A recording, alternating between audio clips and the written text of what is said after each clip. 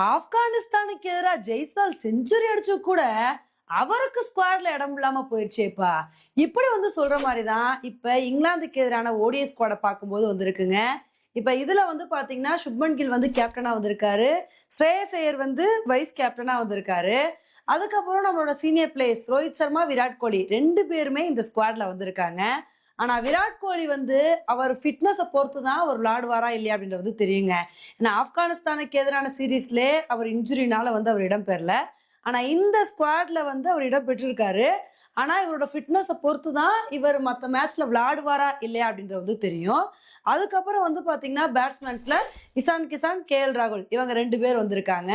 அப்புறம் ஆல்ரவுண்டர்ஸ் எடுத்துக்கிட்டீங்க அப்படின்னா அக்சர் பட்டேல், வாஷிங்டன் சுந்தர், நிதிஷ்குமார் ரெட்டி இவங்க மூணு பேர் வந்திருக்காங்க. அதுக்கப்புறம் பவுலர்ஸை எடுத்துக்கிட்டீங்கன்னு வச்சுக்கோங்களேன், பும்ரா, அஸ்தீப் சிங், ஹர்ஷித் ராணா, பிரசித் கிருஷ்ணா, பிராரு, குல்தீப் யாதவ்னு சொல்லிட்டு வதன்னு சொல்லிட்டு பவுலர்ஸ் வந்திருக்காங்க. ஓவராலா இந்த ஒரு ஸ்குவாடை பார்க்கும்போது ஒரு பேலன்ஸான ஸ்குவாடு மாதிரி தான் தெரியுது. ஆல்ரெடி நம்ம ஆப்கானிஸ்தானுக்கு எதிரான ஓடிஐ சீரீஸ்ல ஆப்கானிஸ்தானை பொழந்து கட்டி அடிச்சு பிடிச்சு மேய்ஞ்சு ஒரு சூப்பரான பெர்ஃபார்மன்ஸ் கொடுத்துட்டோம்.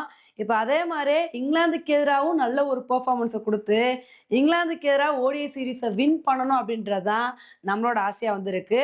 பொறுத்து பார்க்கலாம் இங்கிலாந்துக்கு எதிராக நம்ம இந்தியன் டீம் என்ன மாதிரி ஒரு பெர்ஃபார்மன்ஸ் கொடுக்குறாங்க, அவங்க நல்லா விளையாடுறாங்களா, எப்படி பண்றாங்க அப்படின்றத பொறுத்து பார்க்கலாம். இந்த ஒரு விஷயத்த சொன்னோன்னே ஒரு சில பேர் கேட்கலாம், என்னப்பா இந்த ஓடிஐ சீரீஸ்லாம் முக்கியமா, ஆல்ரெடி நம்ம ஆப்கானிஸ்தானை அடிச்சு தோச்சிட்டோம்ல அப்படின்னு சொல்லிட்டு அசால்ட்டா நினைக்கலாம்.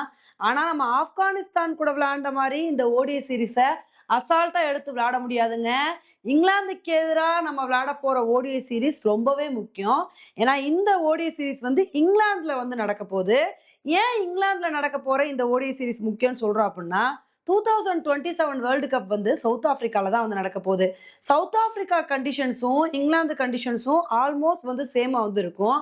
அப்படி இருக்கும்போது நம்ம இங்கிலாந்துல நம்ம இந்தியன் டீம் நல்ல பெர்ஃபார்மன்ஸை கொடுத்து அழகா இங்கிலாந்தை வீழ்த்தி இந்த ஓடிஐ சீரீஸை வின் பண்ணாங்கன்னு வச்சுக்கோங்களேன், ஓடிஐ வேர்ல்டு கப்புக்கு முன்னாடி நமக்கு ஒரு பெரிய கான்ஃபிடென்ட்டா இருக்கும். பரவாயில்ல, இங்கிலாந்தை அவங்களோட சொந்த மண்ணிலே வீழ்த்திட்டோம். அது மாதிரி சவுத் ஆப்பிரிக்கா மாதிரி இருக்கிற கண்டிஷன்ஸ்லே நம்ம இங்கிலாந்தை வீழ்த்திட்டோம் அப்படின்னு இந்த மாதிரி ஒரு மாறு தட்டிக்கலாம். அதனால இந்த ஓடிஐ சீரீஸை நம்ம இந்தியன் கிரிக்கெட் டீம் சீரியஸா எடுத்துக்கிட்டு நல்ல ஒரு பெர்ஃபார்மன்ஸை கொடுத்து வின் பண்ணணும் அப்படின்றது தான் நம்மளோட ஆசையா இருக்கு. ஓகே ஃப்ரெண்ட்ஸ், இந்த ஒரு ஓடிஐ சீரீஸை பத்தி நீங்க என்ன நினைக்கிறீங்க, இல்ல இந்தியா என்ன மாதிரி பெர்ஃபார்மன்ஸை கொடுப்பாங்க அப்படின்ற உங்களோட கருத்தை என்னோட கமெண்ட் செக்ஷன்ல போடுங்க. இதே மாதிரி இன்னொரு வீடியோல மீட் பண்றேன். Bye friends.